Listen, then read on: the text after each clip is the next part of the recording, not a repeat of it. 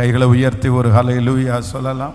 So ஆண்டவராகிய இயேசுவின் நாமத்தினாலே இந்த நல்ல உபவாச ஜெபத்திலே உங்களை எல்லாரையும் சந்திக்கிறதுலே நான் மிகவும் மகிழ்ச்சி அடைகிறேன். கர்த்தர் நல்லவர். அவர் கர்த்தர் நமக்காக யாவையும் செய்து முடிக்கிற ஒரு நல்ல கர்த்தர். ஆமேன். கர்த்தர் இந்த நாளிலே நம்முடைய ஜெபங்களுக்கெல்லாம் கர்த்தர் பதில் கொடுத்து நம்மை கர்த்தர் ஆச்சரியமாய் கர்த்தர் வழி நடத்துவாராக. ஏதேன் தோட்டத்தில் சத்துருவாகிய சாத்தான் பிசாசு பலவிதமான காரியத்தை ஒரு தேவனுடைய பிள்ளையை விழத்தள்ளுவதற்கு எடுக்கிற சில முயற்சிகளை நம்ம ஏதேன் தோட்டத்தில் நம்ம வாசிக்கிறோம். அதில் ஒரு பெரிய டார்கெட் பிசாசுக்கு என்ன அப்படின்னு சொன்னால், ஆண்டவருக்கும் அந்த மனுஷனுக்கும் இருக்கிற அந்த கனெக்ஷன், அந்த தொடர்பை அதை துண்டிக்கணும். அப்படின்னா ஆண்டவருக்கும் அந்த மனிதனுக்கும் இருக்கிற அந்த கேப்பை பெருசு பண்ணணும். அதுதான் அவனுடைய பெரிய நோக்கமாகவே இருந்தது. அதற்கு இந்த பிசாசு பயன்படுத்துகிற பலவிதமான ஆயுதங்களை குறித்து நம்ம அந்த இடத்துல வாசிக்கும்போது அதில் மிக முக்கியமான ஒரு ஆயுதம் என்ன அப்படின்னு சொன்னால், இந்த தைரியம் அப்படின்ற ஒன்றை அந்த இடத்துல பிசாசு கொடுக்குறாங்க. வேதத்தில் நமக்கு நிறைய இடத்துல வேதம் என்ன சொல்லுது அப்படின்னு சொன்னால், நம்ம என்னவா இருக்கணும் அப்படின்னு சொன்னால், நீங்கள் தைரியமாக இருங்க. தேவன் நமக்கு பயமுள்ள ஆவியை கொடாமல் பலமும் அன்பும் தெளிந்த புத்தியும் உள்ள ஆவியை ஆண்டவர் நமக்கு தந்திருக்கிறார். அப்போ ஆண்டவர் நிறைய இடத்துல நம்மளை தைரியப்படுத்துகிறார். பலன் கொண்டு திடமனதா இரு, திகையாதே கலங்காதே, நான் உன் கூட இருப்பேன் அப்படின்னு சொல்கிறாரு. நீங்கள் மோசையினுடைய காலம் கழிஞ்சு அதுக்கு பிறகு ஜோஷுவாவை எடுத்து பார்க்கும்போது, ஜோஷுவாவை பார்த்து ஆண்டவர் என்ன சொல்கிறார் அப்படின்னு சொன்னால், நான் மோசையோடு கூட இருந்தது போல உன்னோடும் கூட இருப்பேன், நான் உன்னை விட்டு விலகுவதும் இல்லை, உன்னை கைவிடுவதும் இல்லை அப்படின்னு சொல்கிறாரு.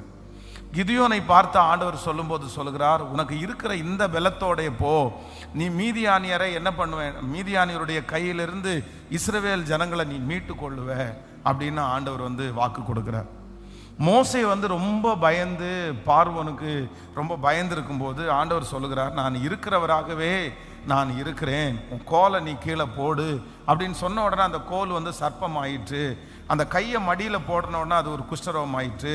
நான் உன் கூட இருக்கிறேன், நீ தைரியமாயிரு அப்படின்னு சொல்லி ஆண்டவர் அனுப்பி விடுகிறார். அப்போது வேதத்தில் இருக்கிற ஒவ்வொரு ஆண்டவருடைய பிள்ளைகளையும் ஆண்டவர் என்ன படுத்துகிறத நம்ம பார்க்குறோன்னா, ஆண்டவர் தைரியப்படுத்துகிறார். பின்னாடி இருந்து தைரியப்படுத்துகிறார், கர்த்தர் உற்சாகப்படுத்துகிறார். இல்லை நீ உன்னால் முடியும், நீ செய்வ, உன்னுடைய சூழ்நிலை நீ பார்க்காத, உன்னுடைய பலத்தை நீ பார்க்காத, உனக்குள்ளே இருக்கிற ஆண்டவர் பெரியவர், உலகத்தில் இருக்கிறவனை விட உனக்குள்ளே இருக்கிறவர் பெரியவர். அப்போது நம்முடைய ஆண்டவருடைய ஒரு பெரிய ஆசீர்வாதம் என்ன அப்படின்னு சொன்னால், நம்மை தைரியப்படுத்துகிற ஆவியானவர், நம்மளை தைரியப்படுத்துகிறவர். நம்ம நிறைய பேருக்கு ஆண்டவருக்குள்ளே வந்ததற்கு பிறகு நமக்கு நிறைய தைரியம் வரணும். பிரச்சனைகளை எதிர்கொள்கிறதற்கு, அந்த சூழ்நிலையெல்லாம் தாண்டுறதற்கு நமக்கு எல்லாருக்கும் தைரியம் தருகிற கர்த்தர்.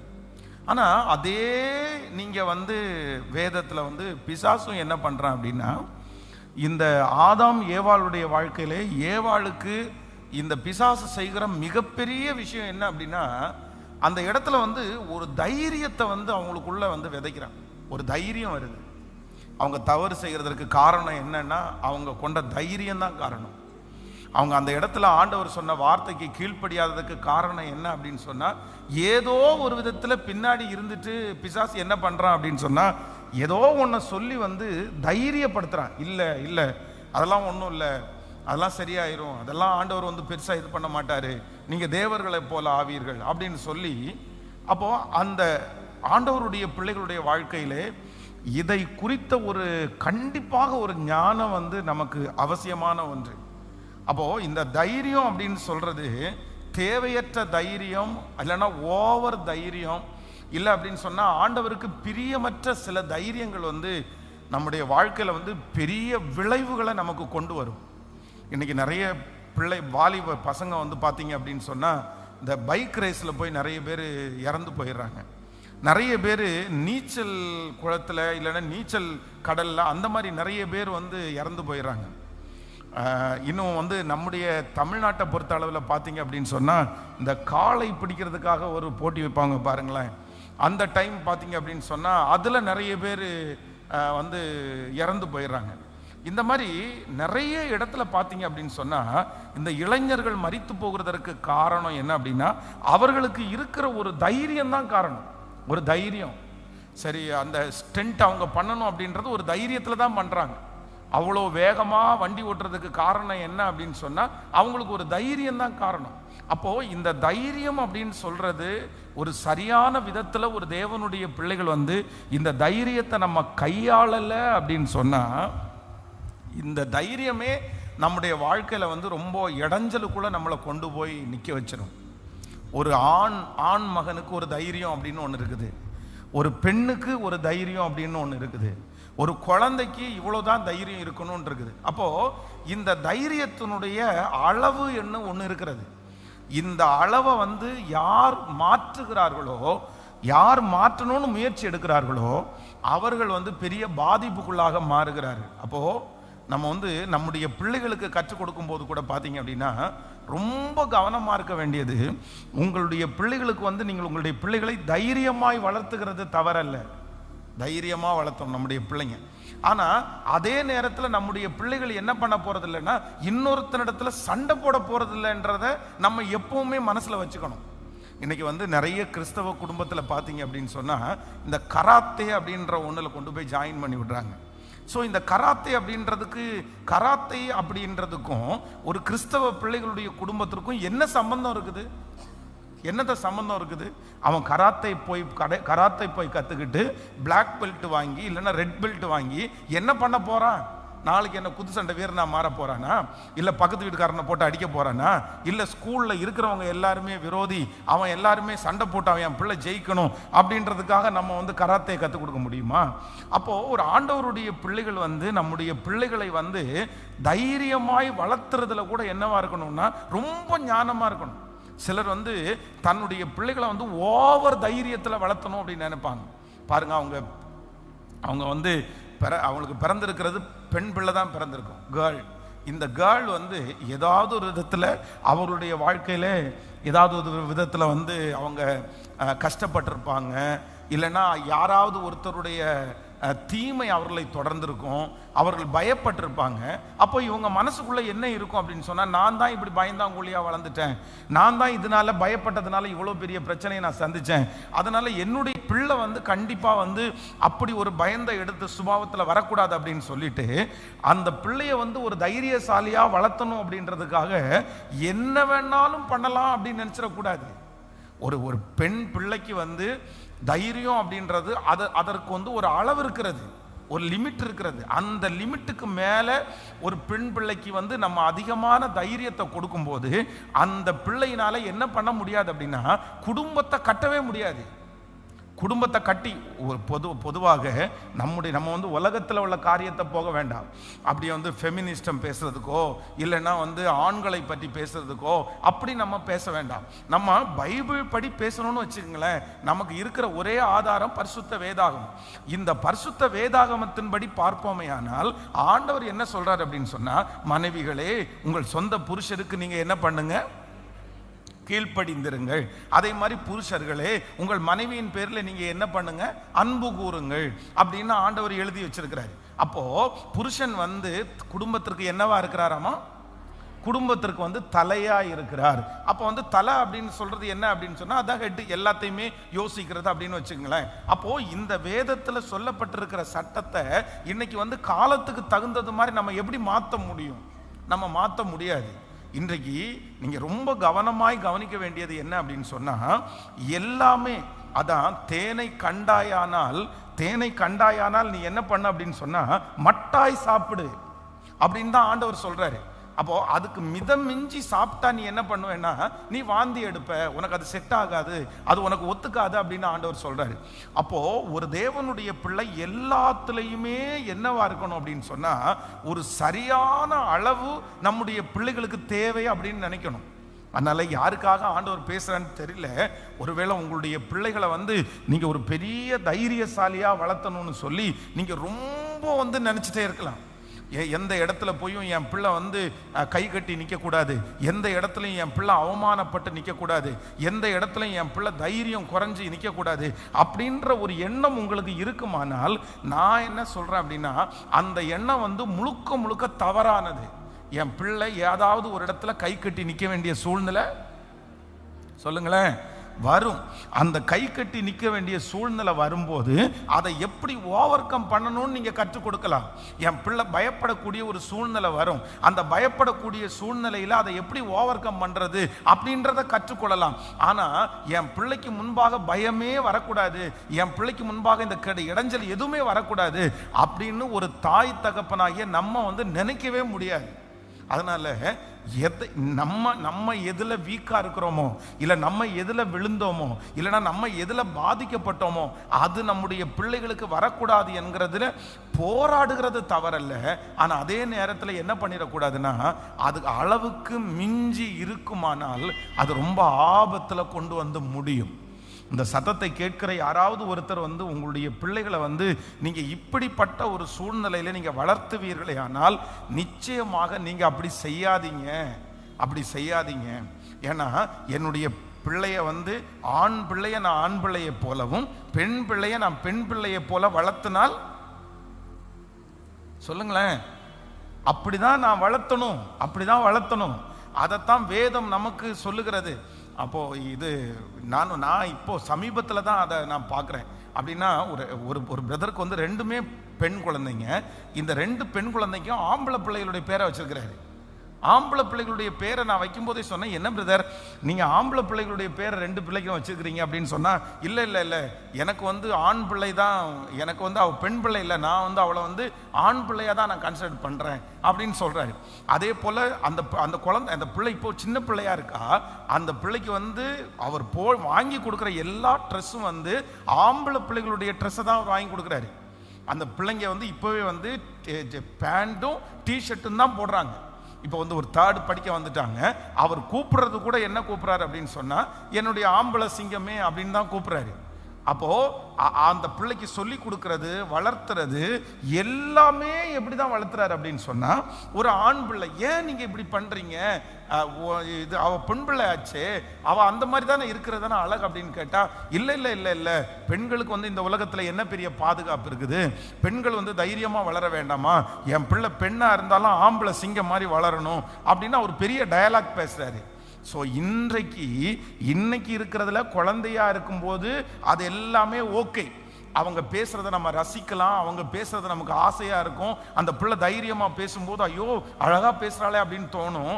ஆனா ஒரு காலகட்டம் வரும்போது அவளுடைய வாழ்க்கைக்கே எது டேஞ்சரா மாறும் அப்படின்னா, என்ன தைரியத்தை, தேவையற்ற தைரியத்தை இந்த மனுஷன் ஊட்டி வளர்த்தாரோ, இந்த தைரியமே அவளுடைய குடும்ப வாழ்க்கையிலே இணையாதபடி, கீழ்ப்படியாதபடி, ஒத்து போகாதபடி, நான் தான் அப்படின்னு நினைக்கிறது மாதிரி நிறைய பிரச்சனையில கொண்டு போய் விடுவதற்கு இந்த வளர்ப்பு ஒரு காரணமா அமைஞ்சிடும். அதனால நம்ம ரொம்ப கவனமா இருக்கணும். ஆண்டவரே என்னை நீங்க தைரியப்படுத்துங்க, எனக்கு ஒரு தைரியம் வேணும். ஆனா என்ன தைரியம் வரக்கூடாது அப்படின்னு சொன்னா, ஆண்டவரே உமக்கு மிஞ்சின தைரியம், எனக்கு தேவையற்ற தைரியம் எனக்கு வராதபடி என்னை காத்து கொள்ளும் ஆண்டவரேன்னு நம்ம ஜெபம் பண்ணணும். வேதம் சொல்லுகிறது, கர்த்தருக்கு பயப்படுகிற சிறியோரையும் பெரியோரையும் அவர் ஆசீர்வதிக்கிற கர்த்தர். அப்போ ஆண்டவர் வந்து எதை நமக்கு எதிர்பார்க்கிறார்னா, ஒரு பக்கத்தில் நமக்கு பயமுள்ள ஆவியை தராமல் பலமும் அன்பும் தெளிந்த புத்தியும் உள்ள ஆவியை ஆண்டவர் நமக்கு தந்திருக்கிறது உண்மை. ஆனால் இன்னொரு விதத்தில் ஆண்டவர் என்ன பண்றாருன்னா, இந்த உலகத்தில் இருக்கிற வாழ்க்கையை நம்ம ரொம்ப நேர்த்தியாய் வாழ்வதற்கு நமக்குள்ள ஆண்டவர் என்ன கொடுத்திருக்கிறார்னா, சின்ன சின்ன பயங்களை ஆண்டவர் தந்திருக்கிறார். இந்த பயம்தான் நிறைய நேரத்தில் நம்மளை வந்து காப்பாற்றும். இந்த பயம்தான் ஆபத்திலிருந்து. இப்போ வந்து ஒரு கடன் ஒன்று வாங்குறாங்கன்னு வச்சுக்கோங்களேன். இந்த கடன் வாங்குறவங்க நிறைய பேர் எதில் வாங்குறாங்கன்னு நினைக்கிறீங்க? கடன் வாங்குற நிறைய பேர் எதில் வாங்குறாங்கன்னா, அவங்களுக்கு வந்து ஒரு வரட்டு தைரியம் ஒன்று இருக்குது, கடன் வாங்குறதுக்கு ஒரு தைரியம் இருக்குது, ரொம்ப தைரியமாக கடன் வாங்கிடுறாங்க. நமக்கு வந்து ஒருத்தரிடத்துல வந்து கடன் ஏதோ வாங்கணும் அப்படின்னு சொன்னால் அவ்வளோ பயமாக இருக்குது. ஐயோ கடன் வாங்கினா நம்ம திருப்பி கொடுக்க முடியுமா, ஒருவேளை அவங்க சொல்கிற நேரத்தில் கொடுக்க முடியலைன்னா என்ன பண்ணுறது அப்படின்னு நம்ம வந்து நிறைய பேர் வந்து அதை பயத்தோடு நம்ம வந்து அணுகிறோம். அதனால நம்ம நிறைய பேர் சாப்பிடாம இருந்தா கூட பரவாயில்லப்பா, துணிமணி வாங்காம இருந்தா கூட பரவாயில்லப்பா, ஆனா வந்து நம்ம கடன் மட்டும் வாங்கக்கூடாதுப்பா, கடன் பண்ணி எந்த குடும்பம் எப்படி போயிடுச்சு, கடன் வாங்கி இவங்க எப்படி இருக்காங்க அப்படின்னு நம்ம நிறைய பேர் நினைச்சு இந்த பயமே நிறைய நேரத்தில் நம்மளை என்ன பண்ணுதுன்னா கடன் வாங்காதபடி நம்மளை தடுத்து நிறுத்துது. ஆனா இது கடன் வாங்குறதற்கு பழக்கின குடும்பம்னு வச்சுக்கோங்களேன், அவங்க நிறைய பேர் தைரியமா என்ன பண்ணுவாங்கன்னா கடன் வாங்கிடுவாங்க.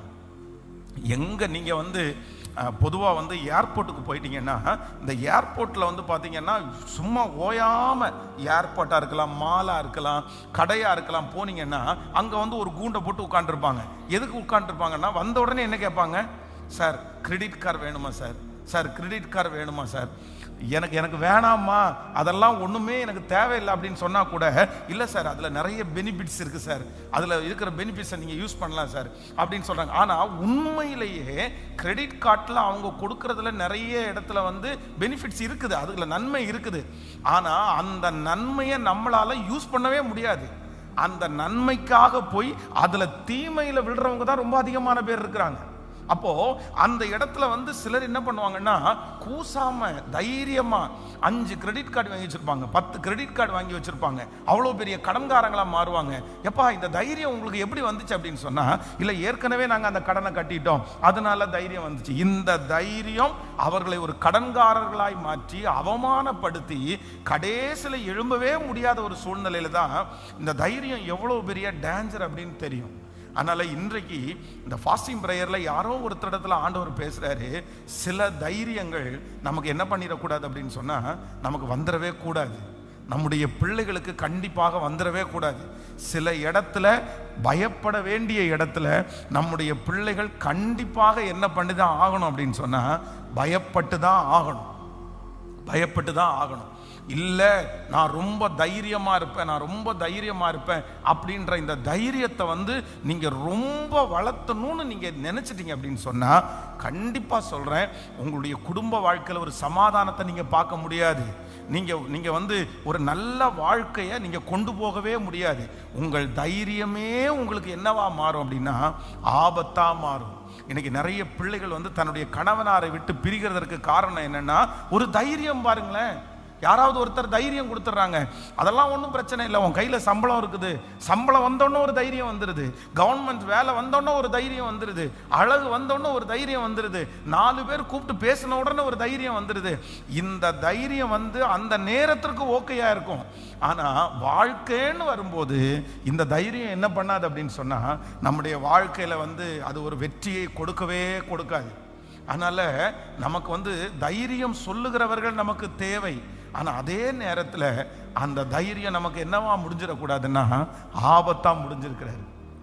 இந்த மிகப்பெரிய மோசமான அரக்கனாக இருக்கிற இந்த ஹிட்லர் அப்படின்ற மனுஷனை குறித்து நீங்கள் ஹிட்லர், இடி அமீன், இப்படிப்பட்ட பெரிய பெரிய மனிதர்கள் வந்து நிறைய பேரை கொன்று குவிச்ச லீடர்ஸாக இருந்தாங்க. அவங்க வந்து நிறைய மனிதர்களை வந்து கொன்று குவித்தார்கள். இந்த மனிதர்களை கொன்று குவிக்கிறத அவங்க டைரக்டா போய் வந்து ஒவ்வொருத்தரையும் வெட்டியெல்லாம் கொல்லலை. அவங்க என்ன பண்ணினாங்கன்னா ஒரு டீம் அதற்காக உருவாக்கினார்கள். தனக்காக வேலை செய்கிற தன்னுடைய விஷனை நிறைவேற்றுறதுக்கு ஒரு டீம் அவங்க உருவாக்குனாங்க. அந்த டீம் தான் யார் அப்படின்னு சொன்னா அவர்களுக்கு கீழே இருக்கிற அந்த படை தளபதிகள், சிப்பாய்கள், அவங்க தான். ஆனா இவங்க எல்லாரையுமே அவங்களுக்குள்ள எப்படி அந்த வெறி வந்துருச்சு, அவங்க ஏன் மனுஷனை கொன்னாங்க, அவன் ஏன் சகோதரன்னு பார்க்காம கூட ஷூட் பண்ணாங்க, எதுக்கு கழுத்தை வெட்டி எடுத்தாங்க, எதுக்கு கை காலை வெட்டினாங்க அப்படின்னு பார்த்தீங்கன்னா அவங்க எல்லாரையும் நிற்க வச்சுட்டு இந்த ஹிட்லர் இப்படிப்பட்ட மனிதர்கள் வந்து அவர்களுக்குள்ள என்ன விதைச்சாங்க அப்படின்னா நிறைய தைரியத்தை விதைச்சாங்க. பெரிய தைரியம் உள்ளே இருக்கிற அந்த மனுஷனை வந்து சொல்லி நீ அப்படிப்பட்டவன், நீ இப்படிப்பட்டவன், நீ இதை பண்ணலாம், அதை பண்ணலாம், நீ இந்த மாதிரி இருக்கக்கூடியவன் அல்ல அப்படின்னு சொல்லி அவங்கள மோட்டிவேட் பண்ணி அந்த தைரியம் எதற்கு பயன்பட்டுச்சு அப்படின்னா தனக்கு விரோதமாய் வருகிற மனிதர்களை வந்து கண்மூடித்தனமாய் வெட்டி சாய்க்கிற அளவிற்கு அந்த தைரியம் கொலகாரனா அவனை மாத்திருச்சு. அப்போ பாருங்க ஆண்டவருடைய பிள்ளைகளே, எல்லா தைரியமும் உங்களுக்கு கொடுக்கிற எல்லா தைரியமும் ஆண்டவரால் உண்டான தைரியம் அல்ல, ஆண்டவரால் உண்டான தைரியம் அல்ல. நம்முடைய பிள்ளைகளுக்கு கொடுக்கிற எல்லா தைரியமும் ஆண்டவரால் உண்டான தைரியம் அல்ல. அதனால நீங்க ரொம்ப கவனமா இருக்கணும். எதுல ரொம்ப கவனமா இருக்கணும்னா, உங்களுக்கு தைரியம் சொல்லுகிறவர்கள் மத்தியில நீங்க ரொம்ப கவனமா இருக்கணும். உங்க பிள்ளைகளுக்கு கண்டிப்பாக நீங்க இதை போதிச்சுங்க. என்னன்னு சொன்னா, யாராவது ஒருத்தர் வந்து நமக்கு தைரியம் சொன்னாங்கன்னா நமக்கு நிறைய பேருக்கு பிடிக்கும், ஆசையை. இப்போ பாருங்களேன், உங்கள் ஃபேமிலியில் ஒரு பிரச்சனை வருது. அந்த ஃபேமிலியில் ஒரு பிரச்சனை வரும்போது ஒருத்தர் நம்மளை தைரியப்படுத்துகிற, என்ன பெரிய விஷயம், தூக்கி போட்டு வந்துரு, நான் பார்த்துக்கிறேன், என்ன பிழைக்க முடியாதா, நம்மளால் என்ன இது செய்ய முடியாதா, நீ எனக்கு எதுக்கு இப்படி போகணும், உனக்கு எவ்வளோ பெரிய டேலண்ட்டை கடவுள் கொடுத்துருக்கிறாரு அப்படின்ற தைரியம் வந்து நிறைய நேரத்தில் குடும்பத்தோடு நம்மளை இணைக்காது. அதற்கு பதிலாக நம்மளை என்ன பண்ணோம் அப்படின்னு சொன்னால், அந்த குடும்பத்தை விட்டு நம்மளை பிரிச்சிடும். அதனால பிசாசுனுடைய ஒரு பெரிய ஆயுதத்தில் ஒரு ஆயுதம் என்ன ஆயுதம் அப்படின்னா, தேவையற்ற தைரியத்தை நமக்கு கொடுக்கிறவன் பிசாசு. நீங்க மறந்துடவே கூடாது, எப்பொழுதுமே மறந்துடக்கூடாது. தேவையற்ற தைரியத்தை நமக்கு கொடுக்கிறவன் யார் அப்படின்னா பிசாசு. எத்தனை பேர் ஆமோதிக்கிறீர்கள்? கைகளை அசைத்து ஒரு ஹல்லேலூயா சொல்லலாம். கடந்த சில நாட்களுக்கு முன்பாக என்னுடைய நண்பர் ஒருத்தர் வந்து ஒரு 11 மணிக்கு வந்து என்னை வந்து சந்திக்கிறேன் அப்படின்னு சொல்லியிருந்தார். அப்போ 11 மணியிலிருந்து ஒரு 3 மணி வரைக்கும் வெயிட் பண்ண, 3 மணி வரைக்கும் அவர் வரவே இல்லை. அப்போ 3 மணிக்கு ஒரு கால் பண்ணால், ஒரு 1 மினிட்டு, நான் வந்து ஒரு 5 மினிட்ஸில் திரும்பி கூப்பிட்றேன் அப்படின்னு சொல்லி கால் கட் பண்ணிட்டாரு. சரி, ஏதோ ஒரு அவசரத்தில் இருக்கார் போல தெரியுது, ஏதோ பிரச்சனை ஆயிடுச்சு அப்படின்னு எனக்கு தெரிஞ்சுக்கிட்டேன். அதற்கு பிறகு சாயந்தரம் வந்து ஒரு 7 மணிக்கு அவர் கூப்பிட்டாரு. என்ன பிரதர், நீங்கள் வந்து காலையில் 11 மணிக்கு வரேன்னு சொன்னீங்க, நான் கூப்பிட்டதுக்கப்புறம் என்ன பிரச்சனை அப்படின்னு கேட்டு சொன்னால், ஒன்றும் இல்லை, அவர் வந்து அன்னைக்கு பைக் ஓட்டிட்டு வந்திருக்கிறாரு. பைக் ஓட்டிட்டு வரும்போது வழியில் வந்து போலீஸ் என்ன பண்ணிட்டாங்க, அவரை பிடிச்சிட்டாங்க. போலீஸ் பிடிச்சி எதை பண்ண சொல்லியிருக்கிறாங்கன்னா, வாயில் வந்து ஊத சொல்லியிருக்கிறாங்க. நீ தண்ணி அடிச்சிருக்கிறியா அப்படின்னு ஊத சொல்லியிருக்காங்க. போலீஸ் எல்லாருமே வந்து இப்போ வந்து ட்ரிங்க் அண்ட் டிரைவ் பிடிக்கிறதுனால அந்த பைக்கை நிறுத்தி ஊத சொல்லுவாங்க. அவங்க வாயில் அவங்களுக்கு வந்து ஸ்மெல்லு வந்துச்சுன்னா, தண்ணி அடிச்சு சாராயம் குடிச்ச மாதிரி ஸ்மெல் வந்துச்சுன்னா உடனே என்ன பண்ணுவாங்க அப்படின்னு சொன்னால், அவங்கள வந்து தனியாக கூட்டிகிட்டு போவாங்க. அப்போது இப்போ வந்து ஊதுனா கூட அது ரொம்ப டிஸ்டர்பாக இருக்கிறதுனால என்ன பண்ணியிருக்காங்கன்னா, ஒரு சின்ன மிஷின் மாதிரி ஒன்று வச்சுருக்காங்க, ஒரு டியூப் மாதிரி இருக்கும். அதை வந்து வாயில் வச்சுட்டாங்கன்னா அது வந்து காமிக்கும், தண்ணி அடிச்சிருக்காங்களா இல்லையான்னு காமிக்கும். ஆனால் இவருக்கு வந்து சுத்தமாக என்ன பழக்கம் இல்லை அப்படின்னு சொன்னால், ட்ரிங்க் பண்ணுற பழக்கம் சுத்தமாக இல்லை. ஆனால் இவருடைய வாயில் வச்சு எடுத்தா அது என்ன பண்ணுது அப்படின்னு சொன்னால், நீ குடிச்சிருக்கன்னு காமிக்குது. அப்போது இவர் வந்து அந்த போலீஸ்கார்ட்ட எவ்வளோ சொல்லியிருக்கிறாரு, சார் நான் அப்படியெல்லாம் குடிக்கிறவன் கிடையாது, நான் வந்து சர்ச்சுக்கு போகிறவன், நான் கடவுளுடைய பிள்ளை அப்படின்னு சொன்னோன்னா அவருக்கு இன்னும் ரொம்ப கோவம் வந்துச்சு. என்ன அப்படின்னா, ஓ நீ கடவுளுடைய பிள்ளையா, அப்போ வந்து நீ வந்து கிறிஸ்டியனா, அப்போ ஒன்று நீ வந்து அந்த கிறிஸ்டியன்ன்ற திமிர்த்தனத்தில் பேசுறியா, நீ குடிச்சேன்னு காமிக்குதுப்பா அப்படின்னு சொன்ன உடனே இவருக்கு பயங்கரமான கோவம் வந்துச்சு, ரொம்ப கோவம் வந்துச்சு. சார் நான் வந்து குடிக்கலன்னு உங்கள்கிட்ட சொல்கிறேன், நீங்கள் குடிச்சிங்கன்னு சொல்கிறீங்க, நான் வந்து இதுக்கு வந்து நான் வந்து ஃபைன் கட்ட முடியாது, நீங்கள் வந்து எழுதி வேணா கொடுங்க, கேஸ் வேணா போடுங்க அப்படின்னு சொல்லி, நான் நாளைக்கு போய் நான் வந்து டெஸ்ட் எடுத்து வந்து காமிக்கிறேன் அப்படின்னு சொல்லி, உடனே அவர் என்ன பண்ணிட்டாருன்னா அந்த டெஸ்ட் எழுதி கொடுக்குறாரு. இவர் போயிட்டு டெஸ்ட் எடுத்து அப்புறம் இவர் குடிக்கலன்னு அந்த ரிசல்ட் வந்து அது ஒரு பெரிய கதை. இவ்வளோ பெரிய பிரச்சனைக்குமே எது காரணமாயிடுச்சு அப்படின்னு சொன்னால், ஒரே ஒரு தைரியம். நான் என்ன பண்ணலை, நானும் குடிக்கல. இந்த மிஷின் எப்படி காமிக்குது, தப்பா காமிக்குது. இது வந்து அவர் மேல இருக்கிற நீதி தான். அவர் செய்யாத ஒன்றை குற்றப்படுத்தும் போது தான் இதை செய்யல அப்படின்றத அவர் நிரூபிக்கிறதுக்காக போராடுகிறார். ஆனா இதே தைரியம் வந்து அவர் என்ன பண்ணிச்சு அப்படின்னா, இந்த தைரியம் வந்து கிட்டத்தட்ட 1.5 நாள், கிட்டத்தட்ட 2 days வந்து அவருக்கு வந்து வீணடிச்சிடுச்சு. 2 நாள் வந்து இதற்கு பின்பாகவே அலையக்கூடிய ஒரு சூழ்நிலை உண்டாயிருச்சு. அப்போ ஆண்டவருடைய பிள்ளைகளே, ஒன்று நீங்க ரொம்ப கவனமா கவனிச்சுங்க. யாரோ ஒருத்தருக்கு நேரடியாகவே ஆண்டவர் பேசுறாரு. பிசாசுனுடைய மிகப்பெரிய ஆயுதம் வெறும் பயம்னு நம்ம நினைச்சிட்டு இருக்கிறோம். பயம்தான் பிசாசுனுடைய ஆயுதம். அவன் பயப்படுத்துகிறவன், அவன் வந்து பயத்தின் ஆவியை நமக்கு தந்துருவான். நம்ம பயப்படுறது சத்துருனால பயப்படுறோம் அப்படின்னு நம்ம நிறைய பேர் நினைச்சிட்டு இருக்கிறோம். ஆனா பிசாசுனுடைய ஆயுதம் வெறும் பயம் மட்டுமல்ல, நமக்கு நிறைய நேரத்தில் வருகிற தைரியமும் தைரியமும் யாராலே சில நேரத்தில் வரும் அப்படின்னா, பிசாசு கூட ஒரு மனுஷனை என்னப்படுத்த முடியும்னா தைரியப்படுத்த முடியும். அப்போ நமக்கு வருகிற எல்லா தைரியத்தையும் நம்ம கையாள முடியாது. என்னுடைய கணவனாரை எதிர்த்துருங்க அப்படின்னு சொன்ன உடனே எதிர்த்திட முடியாது. என் மனைவியை அடிச்சிரு அப்படின்னு சொன்ன உடனே அடிச்சிட முடியாது. இப்படிப்பட்ட தைரியத்தை உலகத்தில் இருக்கிற மனிதர்களோ சூழ்நிலைகளோ நமக்கு விதைக்கும் போது நம்ம ரொம்ப கவனமா இருக்க வேண்டியது என்ன அப்படின்னு சொன்னா, ஆண்டவரே என்னுடைய தைரியத்தில் உங்க சித்தத்தை அறிந்து கொள்ளக்கூடிய ஞானத்தை கர்த்தரிடத்துல கேட்டு பெற்றுக்கொள்ளுகிறவர்கள் பாக்கியவான்கள். ஆமென். சில இடத்துல நம்மளை காப்பாற்றுவதே எதுதான் நம்மளை காப்பாற்றும் அப்படின்னா, நம்முடைய தைரியம் நம்மளை காப்பாற்றாது, நம்முடைய பயம்தான் நம்மளை காப்பாற்றும். நாளைக்கு இப்படி என்ன நிலைமை ஆகும்னு நினைச்சாதான் நம்ம காப்பாற்ற முடியும். நாளைக்கு இந்த உதவி நம்மளை விட்டு போச்சுன்னா என்ன பண்ண முடியும் அப்படின்ற பயம் நமக்குள்ள வந்தாதான் அந்த இடத்துல இருந்து நம்ம காப்பாற்றப்படுவோம். ஒரே அடியா எதுல இருந்துட முடியாது அப்படின்னா தைரியமா இருந்துட முடியாது. 12 சீடர்களுக்குள்ள வேதம் சொல்லுது, யூதாஸ் காரியோத் என்பவனுக்குள்ள சத்துரு புகுந்து முதல்ல என்ன படுத்துறான் அப்படின்னு சொன்னா, அந்த யூதாஸ் காரியத்திற்குள்ள ஒரு தைரியத்தை கொடுக்கிறான். பரவாயில்லப்பா, ஒன்றும் பிரச்சனை இல்லப்பா, நீ போய் இயேசுநாதரை காட்டி கொடுப்பா. அப்போ இந்த இடத்துல யூதாஸ் காரியத்தினுடைய பயம் அவனை அழிக்கல. எதுதான் அவனை அழிச்சிச்சு அப்படின்னு சொன்னா, அவனுடைய தைரியம் தான் அவனை அழிச்சிருச்சு. அதனால ரொம்ப கவனமா இருக்க வேண்டியது என்ன அப்படின்னு சொன்னா, ஆண்டவரே உமக்கு பயந்து வாழக்கூடிய ஒரு கிருபையை கர்த்தர் எனக்கு தயவாய் கர்த்தர் தருவீராக. ஹல்லேலூயா. கைகளை அசைத்து ஒரு ஹல்லேலூயா சொல்லலாம்.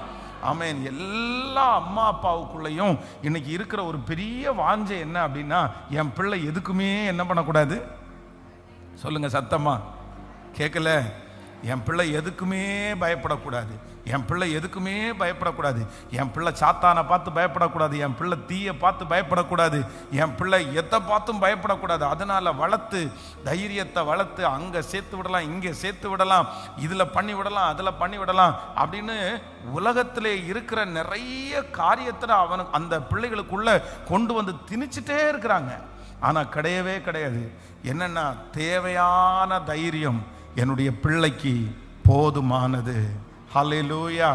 இனி நான் தைரியப்படுத்தும் போது ரொம்ப கவனமாக இருக்கணும். எதுக்கு நான் தைரியப்படுத்திடக்கூடாது அப்படின்னா, தவறான காரியத்திற்கு நான் தைரியமாகவும் கூடாது, அதே நேரத்தில் நான் யாரையும் என்ன படுத்திடக்கூடாதுன்னா தைரியப்படுத்திடவும் கூடாது. அதுவும் என்னுடைய குடும்பத்தில் இருக்கிற நான் வளர்த்த பிள்ளைகளை நான் தைரியப்படுத்தும் போது நான் எப்படி இருக்கணும், நான் ரொம்ப ஞானமாக இருக்கணும், ரொம்ப கவனமாக இருக்கணும். ஹல்லேலூயா. எத்தனை பேர் ஆமோதிக்கிறீர்கள்? கைகளை உயர்த்தி ஒரு ஹல்லேலூயா சொல்லலாம். கைகளை எல்லாரும் உயர்த்தி ஆண்டவரிடத்துல சொல்லுங்க, ஏசப்பா எங்களுக்கு ஒரு தயவை கர்த்தர் எங்களுக்கு கட்டளை இடுங்க, ஒரு தயவை எங்களுக்கு கட்டளை இடுங்க. எங்களுடைய தைரியம் ஒரு நாளும் எங்களுக்கு ஆபத்தை கொடுக்கிற தைரியமாய் அல்ல, ஆபத்தை கொடுக்கிற தைரியமாய் அல்ல தகப்பனே. ஆண்டவரே ஆபத்தை கொடுக்கிற தைரியங்கள் எங்களுக்கோ எங்களுடைய குடும்பத்தில் இருக்கிற ஒருத்தருக்கோ வராதபடிக்கு ஆண்டவர் அப்பா இப்பொழுது அந்த ஞானத்தை எங்களுக்கு நீர் தருகிறதற்காக உமக்கு ஸ்தோத்திரம், ஸ்தோத்திரம், ஸ்தோத்திரம், ஸ்தோத்திரம். கர்த்தர் நல்லவர். ஹல்லேலூயா. கைகளை அசைத்து ஆமேன் சொல்லுங்க பார்க்கலாம். இப்போ சிஸ்டர்ஸ் மட்டும் ரொம்ப கவனமா நீங்க கவனிச்சுக்கணும். நீங்க இந்த செய்தியை நிறைய பேருக்கு கண்டிப்பா சொல்லுங்க. இப்போ உள்ள யங் பிள்ளைகளுக்கு நீங்க சொல்லுங்க. இன்னைக்கு இருக்கிற வளர்ந்து வருகிற பிள்ளைகளுக்கு பெண் பிள்ளைகளுக்கு பாத்தீங்கன்னா ரொம்ப தைரியமாகுது, ரொம்ப தைரியம். ஐயோ அவங்களுக்கெல்லாம் இருக்கிற தைரியத்தை நம்மளால நம்ம அவ்வளோ இதுவா இருக்குது, என்ன இப்படி அப்படின்னு கவனிங்க. வேதத்தில் அகாஸ்வேரு என்கிற ஒரு ராஜா. ஸோ இந்த அகாஸ்வேரி என்கிற ராஜாவுக்கு மனைவி இருக்கிறாங்க. அவர் கிட்டத்தட்ட 127 நாடுகளுக்கு அவர் ராஜா. அவங்களுடைய மனைவி பேர் வஸ்தி. அவங்க ரொம்ப அழகான ஒரு பெண்ணு. ஆனால் இந்த அழகான பெண்ணாக இருக்கிறாங்க. இந்த அழகான பெண்ணு ராஜா அந்த பெரிய ஃபங்க்ஷன் நடக்கும்போது அவர் தண்ணி அடிச்சிட்டு இருக்கிறாரு. அப்போது சுற்றி இருக்கிற எல்லாருக்கும் முன்னாடியும் தன்னுடைய மனைவியினுடைய அழகை காமிக்கணும்னு நினச்சி ஒரு ஆள் அனுப்பி, நீ இந்த மாதிரி நல்லா அழகாக ட்ரெஸ் பண்ணிட்டு நீ வந்து எல்லாருக்கும் முன்னாடி ஒரு வணக்கம் சொல்லிட்டு போயிருன்னு அவர் சொல்கிறார். அப்போது இந்த வஸ்திக்கு என்ன வருது அப்படின்னு சொன்னால் பயங்கரமான ஒரு கோபம் வருது. ஆனால் இந்த இடத்துல பார்த்தீங்கன்னா வஸ்தி பண்ணினது கரெக்டா அப்படின்னு கேட்டால் கண்டிப்பான கரெக்டு. ஏன்னா நான் ஏன் வந்து மற்றவங்க எல்லாம் என்ன பார்க்கணும், எதுக்கு பார்க்கணும்? அவங்க எடுத்த முடிவு நல்ல முடிவு. தன்னுடைய கணவனார் அப்படி குடி போதையில் சொல்றத கூட, நீர் குடி போதையில் சொல்றதை நான் கீழ்ப்படிய முடியுமா அப்படின்னு கீழ்ப்படியாம இருந்ததெல்லாம் பெரிய விஷயம்தான். ஆனா இவங்க என்ன சொல்றாங்கன்னா, இல்ல இல்ல நான் வந்து ரிஜெக்ட் பண்றேன். நீங்க எஸ்தரின் புஸ்தகம் 1ஆம் அதிகாரம் 12வது வசனத்தை வாசிக்கும் போது, ஆனாலும் பிரதானிகள் மூலமாய் ராஜா சொல்லி அனுப்பின கட்டளைக்கு ராஜஸ்திரியாகிய வஸ்தி வரமாட்டேன் என்றாள். அப்பொழுது ராஜா கடும் கோபம் அடைந்து தனக்குள்ளே மூர்க்க வெறி கொண்டான். அடுத்த வசனத்தை கூட வாசிக்கலாம். அச்சமயத்தில் ராஜ சமூகத்தை தரிசிக்கிறவர்களும் ராஜ்யத்தின் மூலம் ஆசனங்களில் உட்காருகிறவர்களுமான கர்ஷோனா, சேத்தார், அத்மாதா, தர்ஷீஷ், மேரேஸ், அது கீழே வந்து பார்த்தீங்கன்னா 7 பிரபுக்களும் 14வது வசனம், ராஜா நியாயப்பிரமாணத்தையும் ராஜ நீதியையும் அறிந்தவரிடத்தில் பேசுவது தனக்கு வழக்கமானபடியினால் காலாகால வர்த்தமானங்களை அறிந்து, நீங்க இந்த அதிகாரத்தில் வாசிக்கும் போது ரொம்ப அழகா என்ன சொல்லப்பட்டிருக்குது அப்படின்னு சொன்னா, இந்த ராஜாவாகிய அகாஸ்வேருக்கு வந்து பயங்கரமான ஒரு கோபம் வருது. எதுக்கு கோபம் வருது அப்படின்னு சொன்னா, இந்த வஸ்தி வந்து அந்த இடத்துல என்ன பண்றாங்க அப்படின்னு சொன்னா, அது கீழ்ப்படிய மாட்டேன்னு சொல்லிட்டாங்க. நம்முடைய பார்வைக்கு பார்க்கும்போது வஸ்தி பண்ணினது ரொம்ப கரெக்டு, ஒரு நல்ல பெண்ணு. நம்ம உடனே நீங்க என்ன ஒன்று சொல்லுவேன், வீரமங்கை. இல்ல வீரமங்கை, இன்னும் நிறைய பேர் இருக்கு பெண்களுக்கு. இப்ப நிறைய பேர்லாம் வச்சிருக்காங்கல்ல, எது சிங்கப்பெண். ஓ ரைட் ரைட் ரைட், ஆமா, என்னென்னமோ பேர் நிறைய பேர் வச்சிருக்கிறாங்க. ஒரு தைரியமான பெண், சிங்கப்பெண். ஆமா, இன்னைக்கு ஒருவேளை அவங்க அப்படி இருந்திருந்தா நீங்க எல்லாம் அப்படிதான் பேர் வச்சிருப்பீங்க. என்ன பேர் வச்சிருப்பீங்கன்னா, அவங்க ஒரு சிங்கப்பெண் அப்படின்னு பேர் வச்சிருப்பீங்க. ஏன்னா எதிர்த்து நின்னாங்களே, 120 நாடுகளுடைய ராணியினுடைய பட்டத்தை தூக்கி போட்டாங்க பாருங்க. அப்படி போட்டாங்க, இப்படி போட்டாங்க, ராஜாவுக்கு எதிர்த்து நின்னுட்டாங்க. இப்படிதான் ஒரு பெண்ணுன்னா இப்படிதான் இருக்கணும் அப்படின்னு நம்ம சொல்லுவோம். ஆனா உண்மையிலே அந்த இடத்துல வந்து அவங்க என்னன்னா, அவர்களுடைய தைரியம் வந்து ஒரு நன்மையை கொண்டு வரல. சரி, நம்ம தான் தப்பு பண்ணிட்டோம்னு சொல்லிட்டு அதற்கு பிறகு அந்த ராஜா உணர்ந்தாலும் அந்த இடத்துல அவர்களுடைய தைரியம், அந்த தைரியம் வந்து ஒரு லிமிட்டா இருந்திருந்துன்னு வச்சுக்கோங்களேன். இல்ல நம்ம வந்து இந்த இடத்துல போய் நிற்க கூடாதுன்னு முடிவு பண்ண தைரியம் கரெக்டான தைரியம், சரியான தைரியம். இப்படி மற்றவங்களுக்கு முன்பாக நம்முடைய அழகை காமிக்க வேண்டியது இல்லை அப்படின்னு அவர்களுக்கு வந்த தைரியம் சரியான தைரியம். ஆனா அந்த தைரியம் எந்த அளவுக்கு போயிடுச்சு அப்படின்னா, ராஜாவே எதிர்க்கிற அளவுக்கு போயிடுச்சு. இல்ல அதற்கு மாறா மெதுவான பிரதியுத்தரம், ஒரு கடிதம், ஒரு அசிஸ்டன்ட் ஒருத்தரை கூப்பிட்டு இந்த மாதிரி இருக்கு, இந்த மாதிரி ஒரு சூழ்நிலை. அந்த தைரியம் வந்து இந்த இடத்தை நம்ம இழந்துட்டோம்னா, இந்த ஸ்தானத்தை நம்ம இழந்துட்டோம்னா, இந்த இடத்துல இவ்வளவு கோவப்பட்டோம் அப்படின்னு சொன்னா, அப்படின்ற அந்த தைரியத்தோட சேர்ந்து எதிர்கால வாழ்க்கையை குறிச்ச ஒரு சின்ன பயம் இருந்துருந்துச்சுன்னா, அந்த இடத்துல வஸ்தி அவ்வளோ பெரிய பொசிஷனை, அவ்வளோ பெரிய ஆசீர்வாதத்தை அவங்க இழந்திருக்கவே மாட்டாங்க.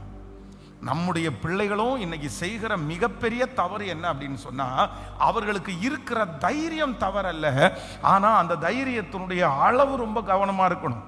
அந்த தைரியத்தோடு கூட சேர்ந்து இது இப்படி நடந்துச்சுன்னா இதனால என்ன விளைவு வரும் அப்படின்ற அந்த பயமும் இருந்துச்சு. ஆனால் அது வந்து நம்முடைய குடும்பத்திற்கு ஆசீர்வாதமா இருக்கும். அதனால இன்றைக்கு வந்து ஆண்டவரே நம்மோட பேசுகிறார். ஆண்டவரே, சத்துருனுடைய தைரியத்தை அறிந்து கொள்கிறதற்கு எனக்கு ஞானத்தை கர்த்தர் எனக்கு தருவீராக. என்னுடைய பிள்ளைகளுக்கு கர்த்தர் ஞானத்தை கர்த்தர் தருவீராக.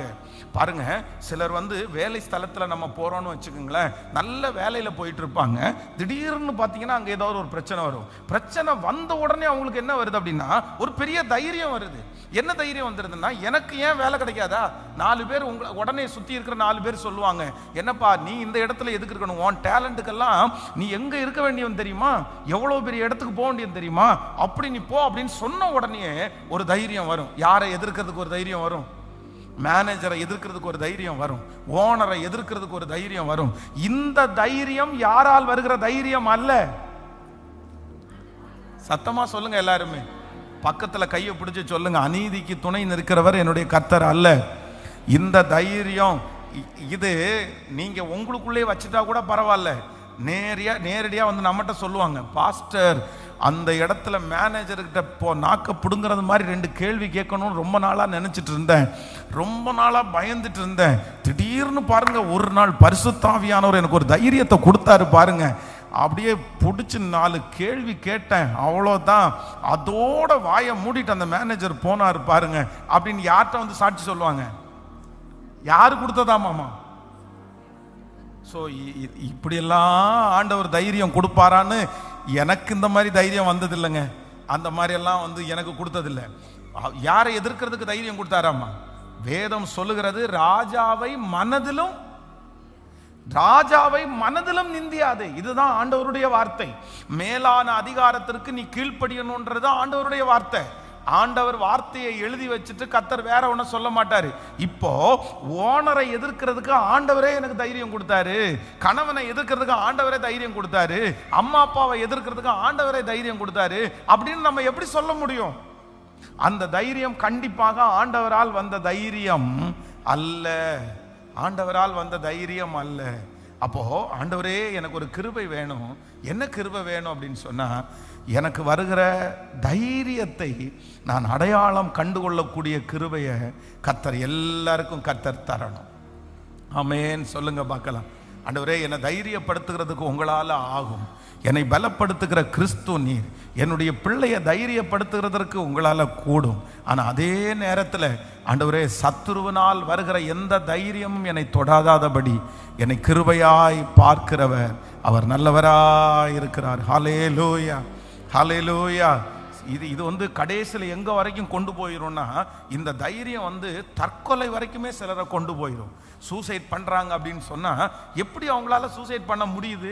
அந்த தைரியம் யார் அவங்களுக்கு கொடுத்தா? அந்த தைரியம் யாரால உண்டாகுது அப்படின்னு சொன்னால், பிசாசுனால தான் அந்த தைரியம் உண்டாகுது. சத்ரு தான் அந்த தைரியத்தை கொடுக்குறான். நீ செத்துருன்ற தைரியம் சத்ருனால வருகிறது. அப்போ சத்ருடைய தைரியங்கள் இனி என்னை சேதப்படுத்தாதபடி என்னை காப்பாற்றுகிற ஒரு நல்ல தேவன் என்னோடு கூட இருக்கிறார். ஆமென் சொல்லுங்க பார்க்கலாம். ஆனால் ஆவியானவர் நம்மளை தைரியப்படுத்துவார். துணிந்து நிற்கிறதற்கு கர்த்தர் நம்மை தைரியப்படுத்துவார். அந்த பிரச்சனையை மேற்கொள்றதுக்கு கர்த்தர் தைரியப்படுத்துவார்.